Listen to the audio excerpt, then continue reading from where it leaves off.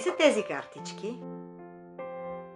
Това са нови картички, които се казват Novelos.